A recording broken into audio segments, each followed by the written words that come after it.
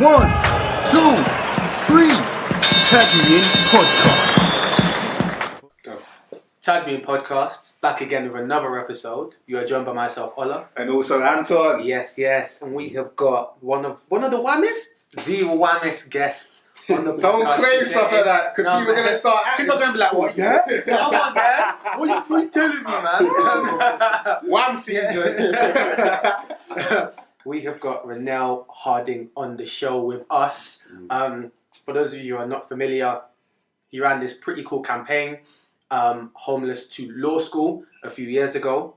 Very recently, last year. Was it last year? Yeah, last year. Last year, I'm so sorry. Yeah, that's cool. Sorry, again. Yeah. Homeless to Law School just last year. Yeah. And I remember we sort of met at an event where we were both sort of speakers.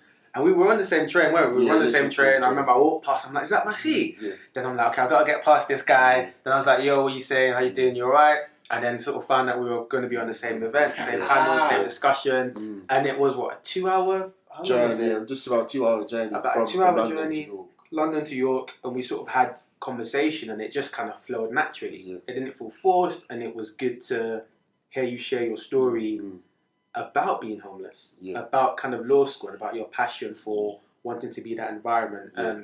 I think one thing that I picked up was how open you were about your story. And I guess on that basis, do you want to sort of talk a bit more about your story and your background? So for me, as said, my name's Renelle Harding. I studied the graduate diploma in law at the University of Law in the London Bloomsbury campus. The graduate diploma in law, shortened as the GDA, is basically like a 1-year law conversion course where basically you study like the 3 years worth of law content in a normal law degree, but squashed into 1 year. Wow, so that's what I do. So it's very intense. So that's what I do. I did history as my undergrad degree at Swansea University, where I got my 2-1 and stuff. Obviously in my spare time, I like going to the gym. All I've been slacking in recent weeks, but like that's always been my passion for about 4 years now. So I've been training for a good 4 years. Then I'm also like part of the Amos Bursary, part of the alumni. The Amos Bursary is an organisation that helps with the professional and personal development of young black boys as well. And then sometimes I do public speaking on the side. So with my story, so I was born in 1998 in northwest London to a Bayesian father and a mother who's half Greek, Cypriot, half British. With me, like I had challenges pretty much from the get-go because I actually had an accident as a baby which caused fluid in the brain, and basically that led to complications where to basically when I was all checked out and everything, like they said to like my mum, like don't be surprised if like Renelle has issues further down the line. That turned out to be true, and those issues turned out to be having a learning difficulty. To be precise, my learning difficulty is speech and language difficulties. So from primary school days, like my pronunciation of words wasn't the best, my flow of speech wasn't the best, and then when I was put through like extra tests on like my reading, listening, speaking, maths, like throughout my 7 years in primary school, like my grades for those areas were like below the national average for each year group, if that makes sense. So in other words, I was always behind, and also because of my learning difficulty, and also as well as being autistic, I was put in a special like class at primary school. So when I went to primary school, I was never in a mainstream class with all the other kids. I was literally just put in a class full of students that had similar issues to me, and like the work that I was doing, like the standard of work was just was basically behind the standard compared to like, mainstream classes and stuff. So that challenge was that was a challenge for me in terms of like that's always been a challenge that still exists to this day, because when you have like a learning difficulty or learning disability, or if you're autistic, the issue never goes away. It's always there. It's there with you for life. So for me, like that was a challenge in the sense that back then I was basically like already like pigeonholed as like one of those students that had like an issue. And from then, because I realised early on like what I had and stuff and what I'd been told, it affected my confidence with my academia. So I was never like I was never the smartest in school in terms of like grades and stuff back in primary school and stuff. So that was one aspect. And then growing up in itself was quite tough. So for me, I grew up in a very like toxic environment, a very abusive environment where basically like my mum would often be a victim of like domestic violence at the hands of my father. So that's when they used to live together. So that was quite tough. Like seeing that basically as a small child along with my younger sister, seeing that like it's quite how can I be? Those memories are long lasting because when people ask me about my childhood, that's like the first thing I remember, and it's sad, but it's just the truth. So I grew up in an abusive, like toxic environment, and I broken home as well because they split up in 2007. So for most of my life, I grew up in a single parent household, and then also within that, like my mum always struggled to make ends meet because like she always did. So with my mum, she comes from a large family, but she comes from like a typical working class family. So in a sense that her and all our siblings, when they all finished school, they all went straight to work. So when my mum, she never went to college, let alone university. So with her, like she was always doing like odd jobs. So she at one point she was a security guard, but she actually met Amy Winehouse at one point. So that was cool. She worked in my primary school at one point. She's done, when I was in secondary school, she was working 2 jobs at a time. She was doing a cleaning job and working in the catering stuff. So she's always done like odd jobs, but for her, she always like struggled to make ends meet because as a single parent, it's very tough, especially as a single mum. And like my dad, and then even when they split up, like my dad wasn't always around, and he wasn't the most supportive. So that was all very tough. And then that leads on to like me being homeless at the age of 13. So like I said, my mum would often struggle to make ends meet, where like would often go without like food and like electric and gas by the weekend because back then we lived on the meters. Obviously you go to the shop, so top of the car, the electric. My mum often didn't have the money to top up all the time, so we had weekends we go without food, electric and gas, and that was very tough. And then as I was saying, like I was homeless at the age of 13 because my mum was just struggling to pay the rent, and we basically got evicted. Got evicted in May 2011, and we was homeless for 6 months. And when I mean homeless in terms of that. Obviously, there's homeless in the sense that you're living on the streets, but there's also homelessness in terms of sofa surfing. But basically, you're living at other people's houses but you have a permanent address, but you're constantly moving around. And that what happened with me, my younger sister, and my mum, where we were moving like to other people's houses. These houses were like basically homes of my mum's friends at the time.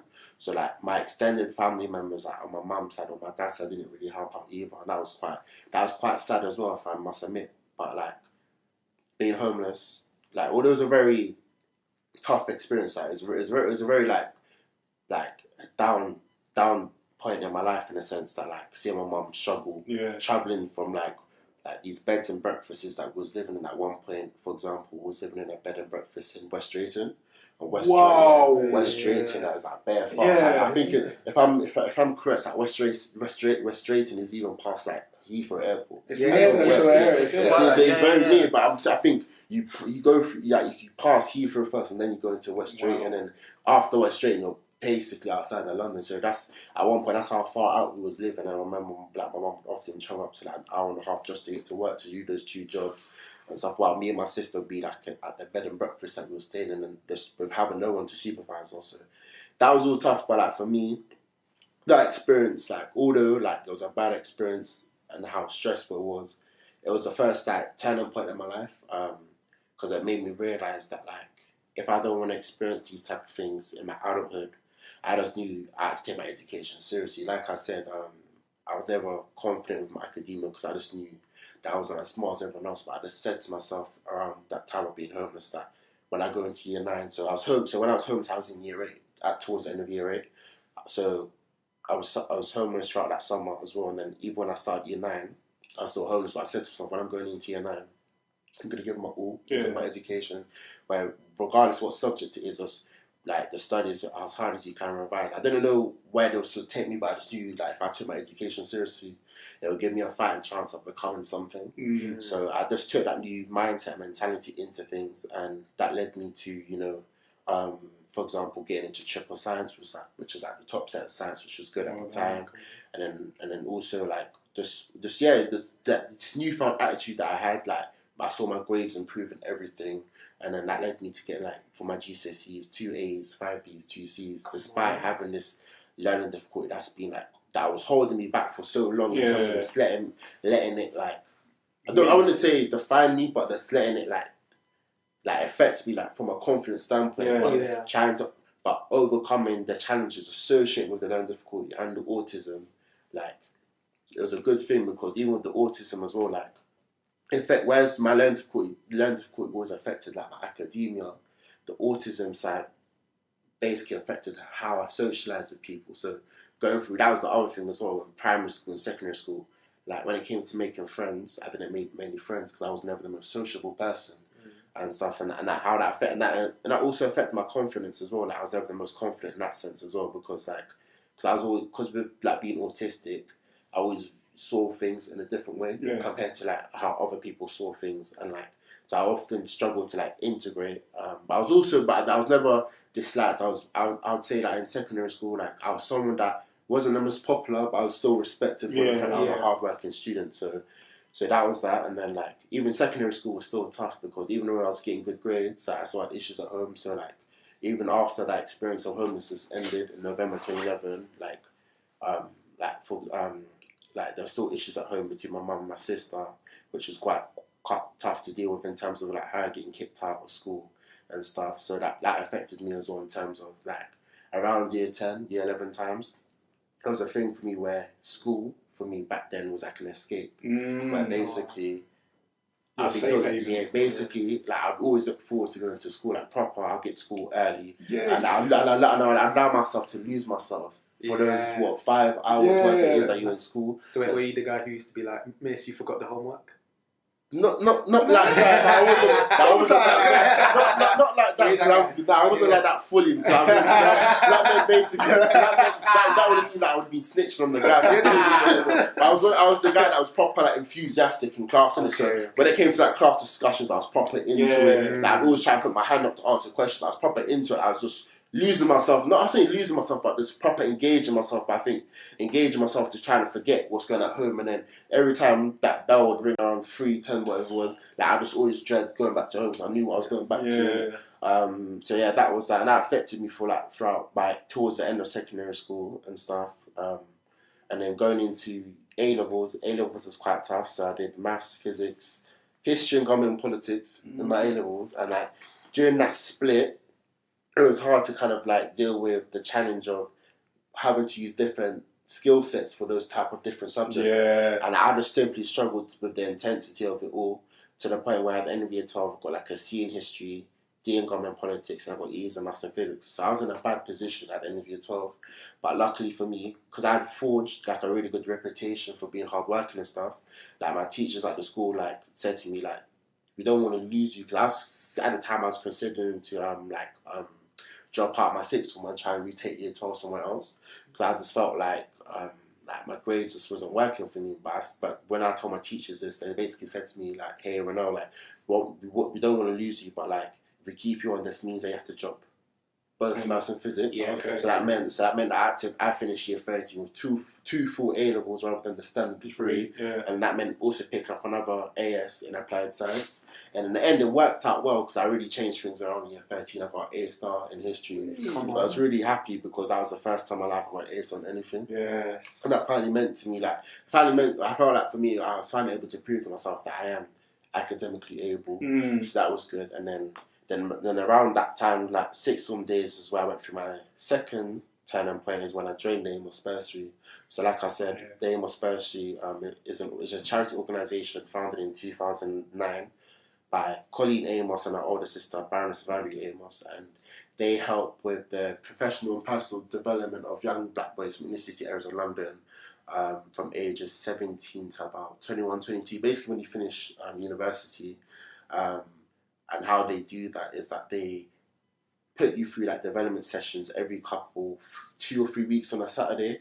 Development sessions such as how to network, how to do well in interviews, learn about commercial awareness, understanding social and cultural capital, and all sorts of like softer skills, as well as being invited to like networking events on a variety of industries, whether it's law, technology, banking, finance, entrepreneurship, creative industries, you name it, and like going to these new environments and like being able to develop in that way, it changed my perspective on a lot of things.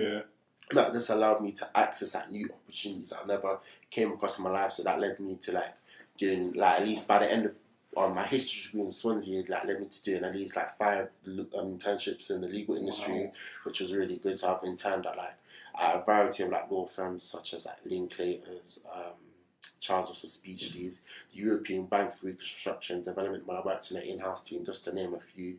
And then obviously, and then during my time in Swansea itself, I was ASS president my second year, and then I left there with my 2-1 degree in history, which was really good. And then that led me to do my crowdfunding campaign, as Ola touched on, in the summer of last year, August. I ran a crowdfunding campaign to try and raise like £18,000 to get to law school to study the graduate diploma in law. The reason why I did the crowdfunding campaign because I was trying to get scholarships and I was trying to get training contracts to get sponsored to do the GDL, but I simply was unsuccessful in doing so.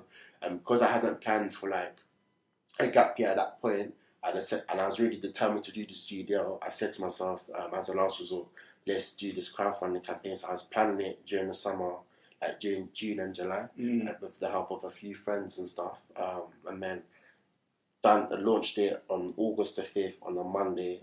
It was very nerve-wracking because I was putting my story out there for everyone to see. And obviously the truth is you're going to get people that are going to, some people may judge you, some people may look at you in a certain way. Yeah. But thankfully, like, a lot of my friends, a lot of my support networks supported me, whether it was like the Amos Bursary or like Revolution London, which is run by like a group of like some of my friends in Woolwich.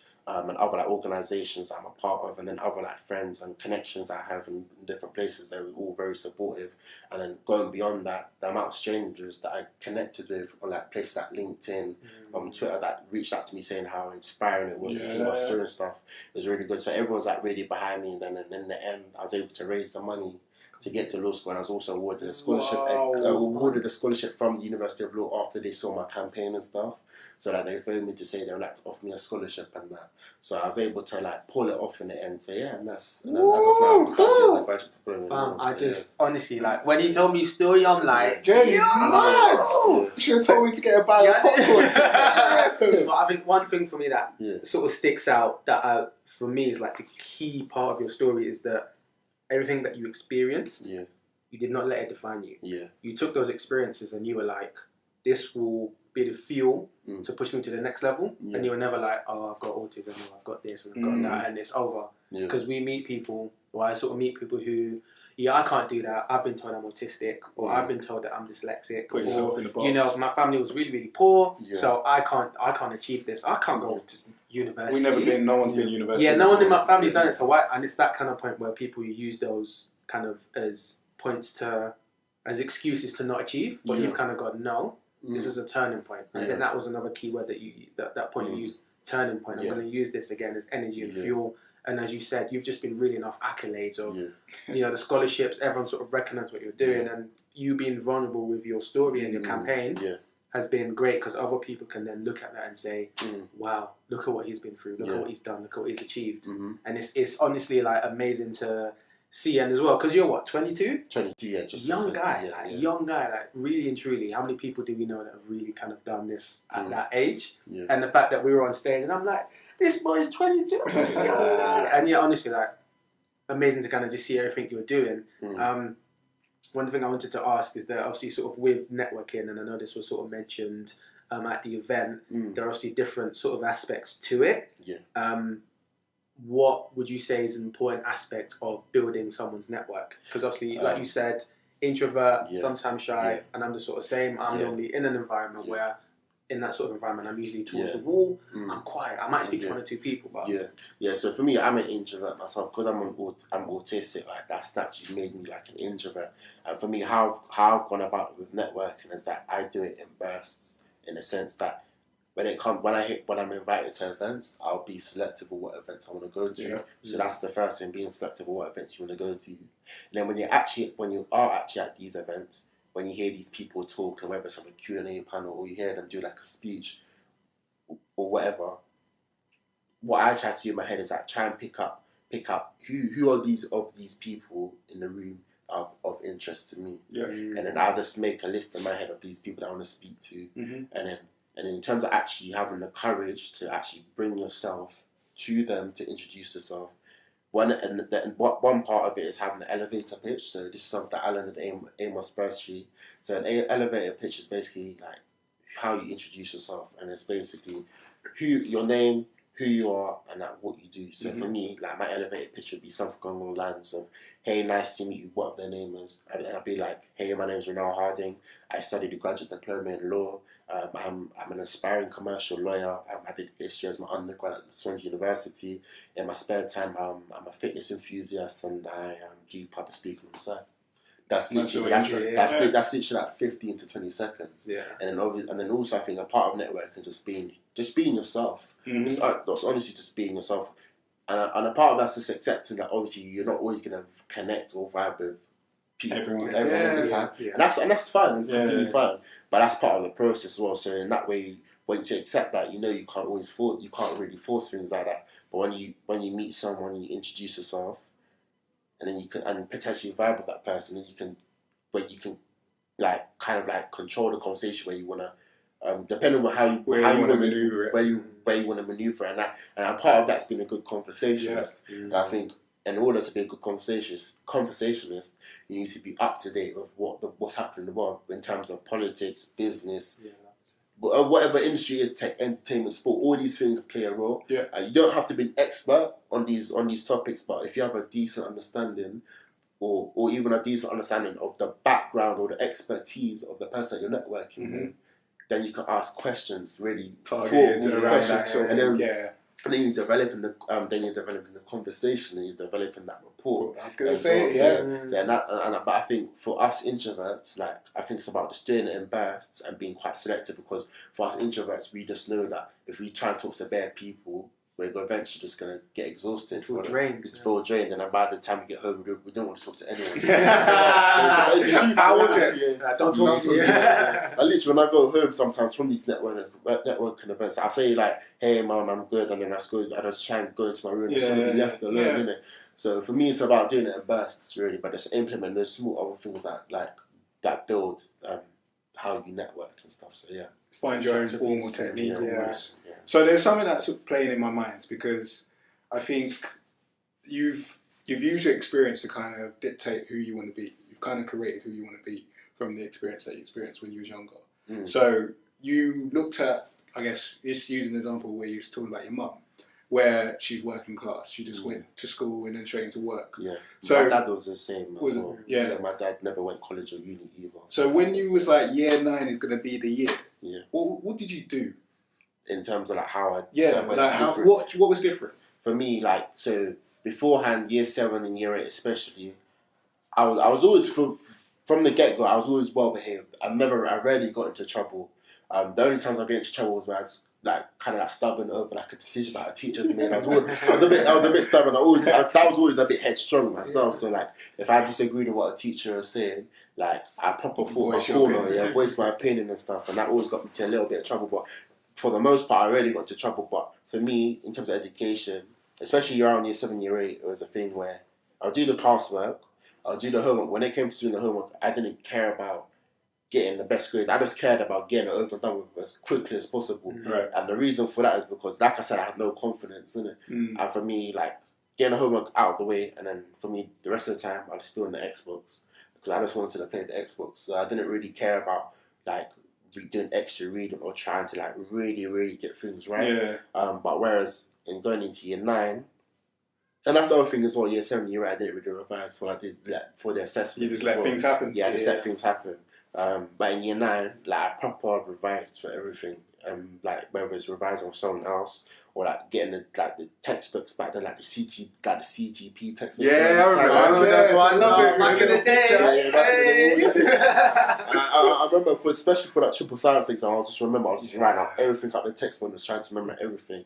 So for me, it was just about revising more and also just put more effort into homework as well. And then also, if I ever missed a lesson, if I was absent, I always made sure that I'd ask that teacher, like, how can I catch up on this and stuff. So that's so you actually started to apply yourself, because what I'm sensing now is you became a lot clearer in terms of your intentions. Yeah. So you were saying, I'm not going to do this half-hearted. Yeah. And then your actions also reflected that. Yeah. And I guess that's continued throughout everything else you've done. It's basically continued ever since. Like that mindset and that Ben Desire with me has just been with me ever since. And I think as well, touching on your question as well, I think the reason why ultimately I never applied myself because I was letting myself be put in that box of being autistic and being that guy with the learning difficulty. But once I kind of said to myself through that experience of being homeless, that hey, I want to try education, my best shot. Because at that time, I wasn't known as the footballer or like the entertainer, the comedian, the rapper. I was the rapper. I didn't have like a talent on the side. So I always knew like my route was only going to be education, innit? So for me, like it was just accepting like, yeah, I may be a person that has a learning difficulty. I'm not ashamed of it. I own it. I'm proud of it. Same goes for my autism as well. I may have these things, but I'm going to overcome these challenges. And if even better, in some situations, even turn, especially the autism side of things, into a strength as well. Yeah. So how do you do that? Because like owning that vulnerability and actually speaking about it is two different things. Yeah. So, you know, you come to this podcast and you share that you've got autism, learning difficulties. Yeah. Like, to harness that creates strength. Yeah. But how does one person get themselves to that stage of just saying, look, this is what I am? I think for me, it takes a lot of healing and reflection. So for example, that experience of being homeless, for 5 years, I didn't speak about it to anyone else. And the simple reason why I never spoke about my experience of being homeless, for example, is because if I knew that if I said during that time in secondary school, if I said that to anyone else, I would have got bullied straight because no one had at that age range, no one has the maturity to understand. Oh, you're going through something. I would have got stuck on. I remember I opened up my experience of being homeless for the first time when I was in year 13 because one of my friends at the time said to me that they was going through like a similar issue where they was facing eviction, and I said to them straight like I actually went through the experience in year 8 and they was shocked but in a good way. And then when I did that, I actually felt alright about it, and then I opened it like properly in detail to another friend of mine from the Amos Bursary while I was in New York in 2016 where I was doing an internship at Linklaters. And then I remember I first spoke about it like publicly at a talk in 2018 at this conference at King's College London in collaboration with the Amos Bursary. And then when I had like the really good feedback, it really gave me good encouragement. And I think, and in that sense, with the example of homelessness, like, I think for me when I've done these talks on like about my story, for me it's been like part of the healing process as well. Like ownership, like it's helped me like own it more and more, and that's given me, in a way, it's a bit of therapy to myself because when I first used to talk about these experiences, whether it's like my mum getting abused, struggling financially, and like going through this experience of homelessness, though I'm not gonna lie, back then, like when I first used to speak about these experiences, there used to be a little bit of a lump in my throat. And I'd feel like myself getting emotional myself, but like I was always able to keep it together. But now I own it more to the point where I don't get emotional in that sense. But with the autism and like the learning difficulty, in terms of like owning it, people knew, people always knew, like in my family always knew, and although like certain family members on like both sides of my family, whether it's my mum's or my dad, they always question me like, why am I the most sociable, etc., etc. I never let that get to me because I knew that from an early age that I can't like be the extroverted person where I can talk to everyone. I just knew that this is who I am. But I think for me, in terms of like reaching that level of acceptance and ownership and not being ashamed of it, I think it really took a lot of self-reflection, understanding this is who I am. I may be different, but I have my strengths and weaknesses as well. And just being proud of it and not letting people like bully me or try to like disrespect me anyway about it. Because for example, like I often tell people like when I meet new people, like after like the second or third encounter, I tell them like, yeah, this is what I have, and I feel I don't feel any type of way about it. And for me, like I'm proud of it. There's nothing to be ashamed of, especially with the autism side. You always get people like a lot of people that often perceive autistic people as like these weird people, and that's not the case. Autistic people is there's people that are just socially like wired in a different way. But in terms of that acceptance and this ownership, it takes a lot of self-reflection. It doesn't happen overnight. Yeah. It takes a lot of it's overcoming the fear of being judged in a certain way. Because, for example, like with my mum, like when it comes to the relationship side of things and stuff with girls, she always tries to tell me like, like, oh, if you ever fancy a girl, don't. She always tells me, don't ever tell her that, oh, you're autistic or you have a learning difficulty. But for me, like, I always disagree with that point because, as far as I'm concerned, if a person can accept that aspect of who I am, then as far as I'm concerned, that person has no business being in my life in any shape or form. Do you know what I mean? So for me, it's just accepting, just come to the acceptance and not being ashamed of it. It's powerful. It is really powerful, isn't it? And I guess that point of acceptance and obviously linking into you being an introvert. Obviously, with the sort of campaign, it's obviously quite a public campaign. So it was you being very vulnerable and saying, look, to the world, this is me, this is my story. These are like me, warts and all, this is everything. What was that? Because I guess there are obviously other ways that could have been done. What made you kind of go, I'm doing it this way? The crowdfunding. What made you press publish? Well, let's go. Rather than cancel. That's a good question. That's a good question. That's a good question. So, like I said, like at the time, like throughout that last year of my last year in Swansea, I was trying to get training contracts at law firms, and like how it works with like the legal industry. Like if you get a training contract with a law firm, they usually pay for like your law studies, innit? But for me, I was just unsuccessful in that year. It was my first time applying for training contracts, and while I was able to get like a video interview here and stuff, I just wasn't successful ultimately. So that option like failed in that year, and then also I was applying for scholarships at the time, but that failed too. So the crowdfunding was like the last resort. Because to be fair, I had friends in the past that have done crowdfunding campaigns. And both of their campaigns have been very successful. So, for example, I have a friend through the Amos Spurs called Isaiah. He a few years back, he ran a crowdfunding campaign, Shepford to Harvard, and he raised over 64k to go to.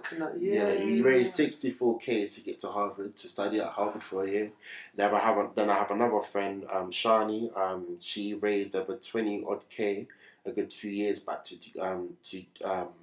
go to Oxford, I believe, to study African studies as a master's. And because I had those two people as friends, I was able to reach out to them to gain their advice and they walk a path. And also they spoke the realness in the realness of like the realities of like running a crowdfunding campaign, the challenges that come with it. And once I like heard both sides of the coin in terms of like the positives and like the challenges, I said to myself, like, this is something that I can do. It's going to be very difficult, very challenging. I'm going to be 100% on my comfort zone, but let me go for it. And then to the point, and then this goes back to the point of how was I able to press the publish and not the cancel. The night before the day I published the campaign, like, I had everything set. The video had been set. The story's been like proofread, everything. The pictures, everything was in place. And then just remember the night before, like I was coming back from the gym, I was just feeling like really, really nervous and stuff, like because I just knew that as soon as I pressed the publish, there was no going back in it. And also I'm just putting myself, I'm laying myself bare for everyone to see. I'm laying myself bare. I'm laying myself bare, and I'm putting myself on the line. Do you know what I mean? For my own dreams and aspirations. And when I pressed publish, I just remember saying to myself, like, you just got to run with this, and just going hard, innit? Like, no turning back. Yeah, no turning back, and just going hard. And I just said to myself that, like, you know, just keep pushing, even on the days where nothing's really progressing, just keep pushing, try not to get down, keep a positive mindset until the deadline, which was like, I think like September the 1st or something. So for me, like, in terms of pressing the publish, I just knew that, like, the publish button, in terms of like going with it, I just said to myself, like, just go for it. This is go time. And then it's no days off. Exactly, and because ultimately, like if I had like tried to turn back, it wouldn't look good. So I was putting my reputation in line as well of who I am. So I just had to run with it and just make sure that I had to push in my content as much as I could. I was on social media every day, Twitter, Instagram, LinkedIn. I was just rinsing. You have to. It was that period was mad, because especially on LinkedIn, like I remember I did this little strategy where I was just messaging like a load of people, like, so obviously in the alphabet you got A to Z. With my LinkedIn connections, I would message like in threes as well, in groups of 3, like every name that starts with an A, B, C, then the next day be D, E, F, etc. Okay, I was rinsing, I was messaging people like, hey, can you check out my campaign, etc. And then because obviously my campaign got a lot of good, like, positive feedback and reception. A lot of people like connected me on LinkedIn, so my connections literally rocketed during that time period. So in terms of like publishing. It's just overcoming that fear and just saying to yourself that I'm outside my comfort zone, but I'm going to grow through this. Grow through this. And I really did grow from Because that literally was going to be my follow-up question on that. Because if you look back on that moment now, what did you learn from it? I think I learned a variety of things. I learned that networking is really important. Like, and ultimately in life, like, you can be talented, you can be intelligent, whatever your talent is. Ultimately, like, the way life is set up in terms of, you know, like, you need to work collaboratively, you need people in your corner. That's what it's about. It's about having a strong network. And in Amos Bursary, we often speak of, I believe, the African proverb of that it takes a village. Yeah. We often, and that was very true in my crowdfunding experience, and that it really does take a village to achieve certain things. So that's the main thing that I learned from it. And then in terms of the actual growth, in terms of, again, it just further allowed me to accept my story and to own who I am as a person. Allowed me to be a lot more confident, show my leadership skills. I think it was the first time I could say in my life I was a lot more entrepreneurial in that sense as well. You had to implement stuff, and then also thinking outside the box as well. A bit of delegation as well. I feel like that experience was like a test of all the skills that I'd learned in the last 4 years at that point, from like learning the softer skills. I feel like that was like a big test of all the skills. It all comes into play. All comes into play. So it was like a big one test. Have I really got these skills? And I feel like I passed that test. Well done. So yeah. Well done. Other question. Because when I sort of think about it, and I guess this sort of slightly links to you in the sort of fitness regime, and obviously you're, you know, fairly muscly guy, and obviously I know you're quite consistent in the gym. Yeah. And for me, it's that point of dedication. Yeah. So that mental, physical. Yeah. Dedication, being consistent, not giving up, and then obviously with this, like you said, once you pressed publish, there's no going back. Yeah. There's no days off. Yeah. You keep going. Yeah. Today might not have worked, but then we come back tomorrow even stronger. Yeah. And we keep going again. Yeah. How important is that mental strength and dedication in anything you're doing, really? Yeah, so for me, like, obviously, like I said, I'm quite passionate about like weight training and stuff. Like, the way I train at the gym, I'm mainly trained to get stronger. So for me, like, in that sense, I've always trained to get stronger. In that sense, in terms of that mentality of like always pushing yourself and also like overcoming like obstacles and coming back stronger the next day, how I've been able to implement that from the gym is that, like, ultimately, like, I think with fitness, like when it comes to weight training, a lot of what you learn in the gym in terms of like, you know, resilience, endurance, pushing yourself to the limit, those lessons, those mental attributes can be literally applied to all aspects of your life in terms of your career and stuff. And I think for me, because I've been consistent with the gym for the last 4 years, although I've been stacking the last good month or so, because the law studies have been intense. So, but yeah, because I've been consistent for quite a while, like, I just know that when I'm physically fit, my mental is all fit, and then that way it's all linked in the sense that I can perform to the best of my ability in what I do. So even with the crowdfunding, I'll still go and gym.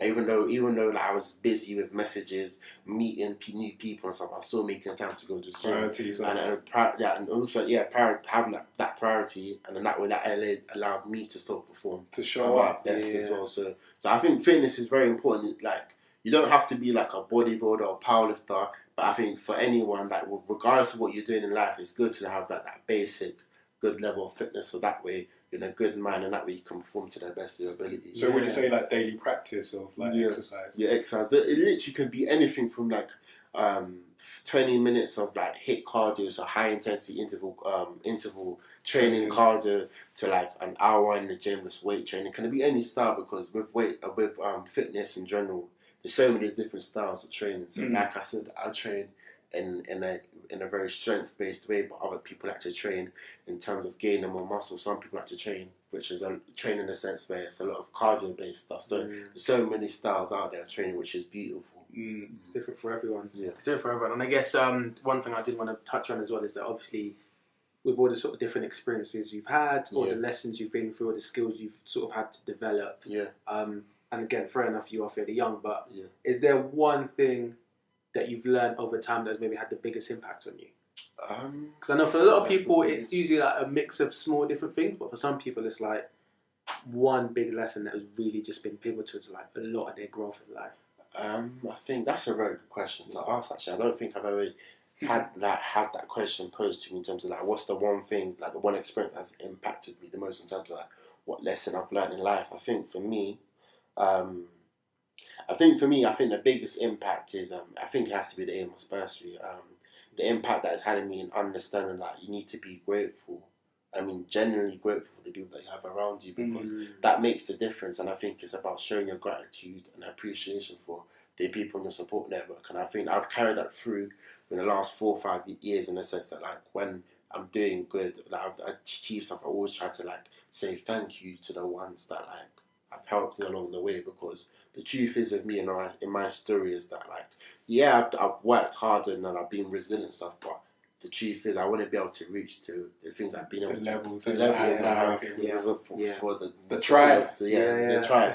So I think for me, I think the biggest impact and the biggest lesson is from the Amos Bursary, understanding that like you can't go through life on your ones. You can't go through life on your ones. And then the way, like I said, the way life is designed, there's only so much you can do on your own. You need people around you to push. You need your supporting cast.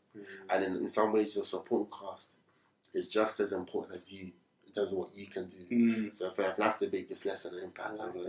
Go through life on your ones. Yeah. I know you mentioned obviously the Amos Bursary quite a few times. Can you tell us a bit more about it and who's eligible for it? How did you get involved? So how that came about. So in year 12, I remember the head of my sixth form at the time, she basically emailed every single. I remember the email to this day. Like she emailed every single black boy in my age group saying, "Here's this opportunity, apply." Basically, I spoke to a few of the other black boys in my year. It was weird that none of them said they applied. I was the only one in my year that applied. So basically, the application process. Actually, no, let's take it one step back in terms of the eligibility of it. First thing is you have to be of African or Caribbean descent. You've got to be living in London. You've got to be going to a state school. And then I think it's either one of the following, that you either come from like a single parent household, or the income of your household is below a certain level. And then I think the other one is like if you've ever been on free school meals. I think it's one of those things. And then in terms of grades, like GCSEs just have like decent GCSEs, like A's, B's, and also C's are fine as well. So that's the criteria to start off with. And then in terms of application process, I applied. Usually it's like a personal statement of who you are, what you do and stuff. And then if you're accepted, you do an interview at Linklaters. Linklaters is like a major, like one of the biggest sponsors of the Amos Bursary. And I remember doing that interview. It was a bit mad because on the day, like, the Metropolitan line wasn't working, innit? So I started panicking. And back in those days, I wasn't really familiar with the whole TFL system, innit? So that was a struggle, but I was able to make it there in the end. And at the time, I was all like, because I heard the word Amos Bursary. With the word Bursary, I just thought it was a money thing. So when I heard like I'm doing this interview at Linklaters, I didn't even know what Linklaters was, and then when I googled it, it was like some big law firm.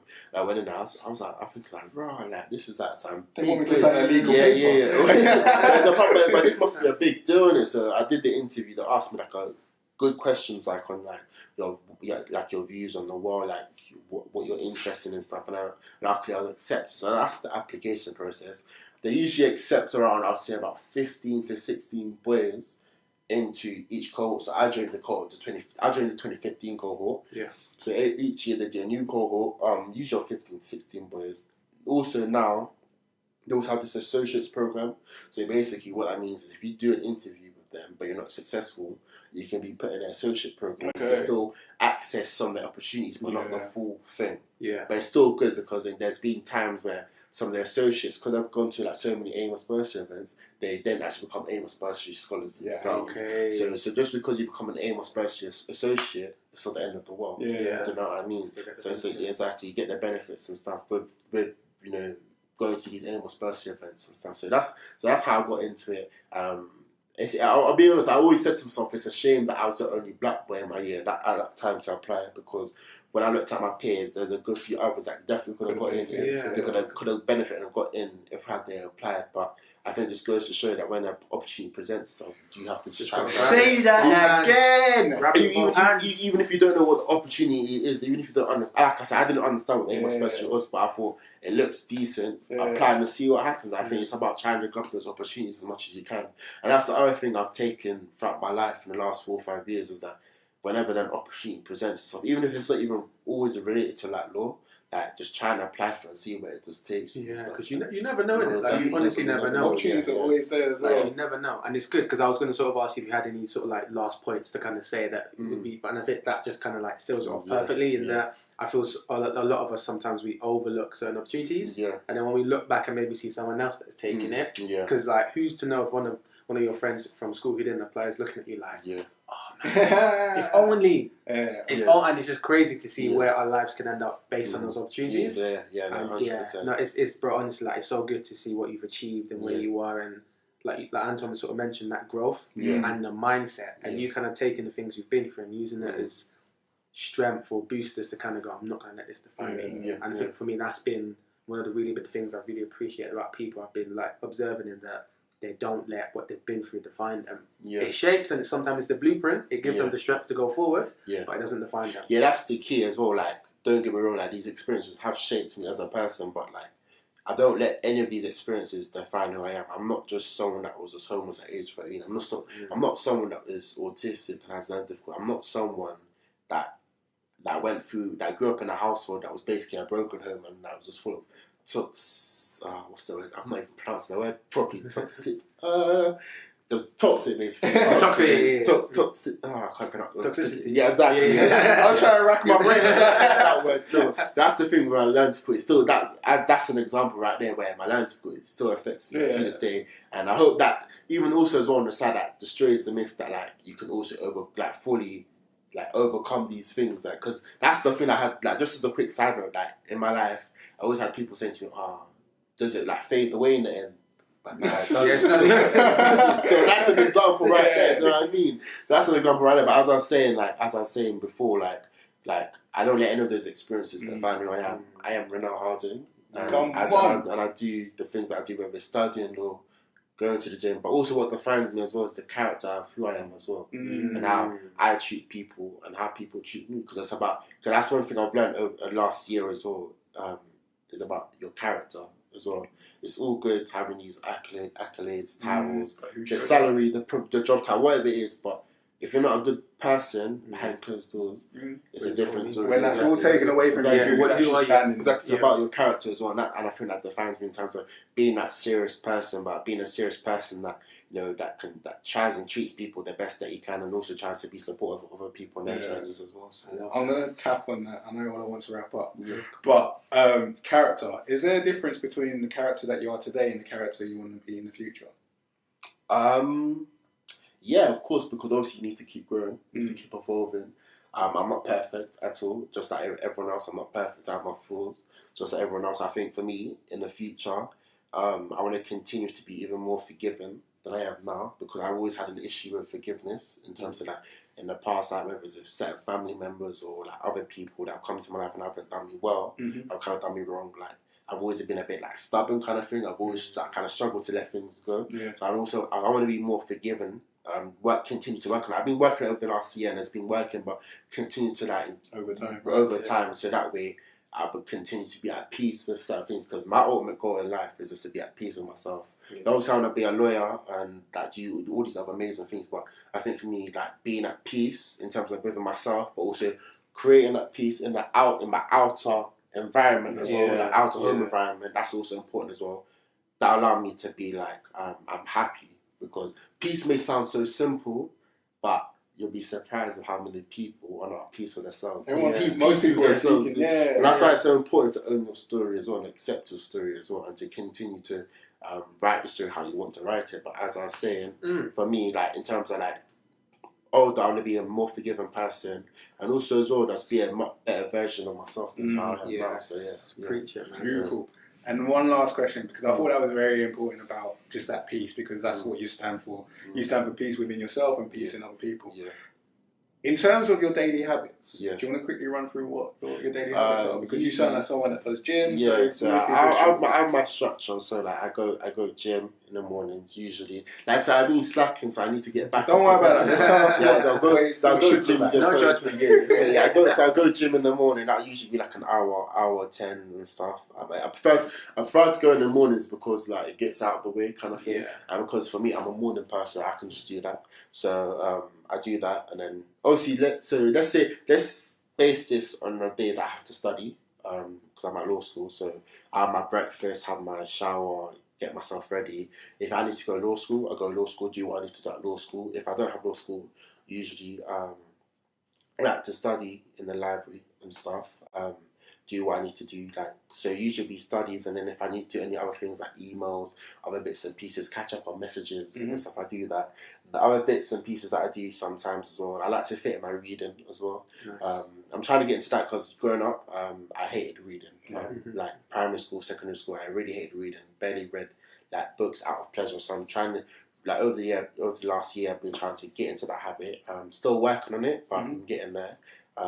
I do my reading, whether it's on the train on the way to somewhere, or like at least half an hour around, like in the evenings at home. I try and do that. The type of books I like to read, usually about personal development, financial literacy, because that's one I'm trying to work on, but also Black history as well. I think it's also important to really learn about Black history in a really deeper level as well, to really understand the type of world that we're living in on a deeper level. So that's what I try to do. And then sometimes as well, I like to journal as well. So towards the end of like bedtime, I like to write down like my deepest thoughts and stuff, like what's happened today, what's been good, what hasn't worked out, and stuff, and that's what I like to do. I sense that because when you spoke about reflection, I knew there's probably some type of strategy that you did. Yeah. When did you start the reflection piece in terms of like journaling? Journaling, I think that was a good year ago. Yeah. But usually, how I used to just do it in terms of the self-reflection, I was back in my days in Swansea, like, I'd just be like in my one room in the accommodation halls, or in my one flat. I just remember like towards that the evening or weekends, I'd spend an hour, I'd just be laying in my bed and I'd just think about life. I just think about life on a deeper level and just try and connect the dots to things. So that's why I used to do it. And I still do that now, but for me with the journaling inside that, like a good year ago, and that's been good. So I've just been picking up and just trying to be consistent with that as much as possible. Being the best version of you. Yeah, It's been definitely. an honour having you on the show, man. Thank you so much, guys. Honestly. Thank you. Plugs. Where can people find you? Me, so Twitter, at Renz_98, something along those lines. I usually I've changed my thing, my @ recently, but LinkedIn, Renell Harding. I'm on Instagram or Snapchat because those two apps are not my favourite apps. But yeah, Twitter, if you just search Renz, I should pop up, or LinkedIn, Renell Harding. Renz is like my nickname that people call me by. But yeah, those are the two platforms I'm at. So, I love it, honestly. It's been a pleasure having you on. Thank you so much. Thank you everyone for listening in. As always, you know where you can find us. We can find on Instagram, Twitter, YouTube, Facebook, Tagmean Podcast. We can also be emailed at info@tagmeanpodcast.co.uk. And as always, keep it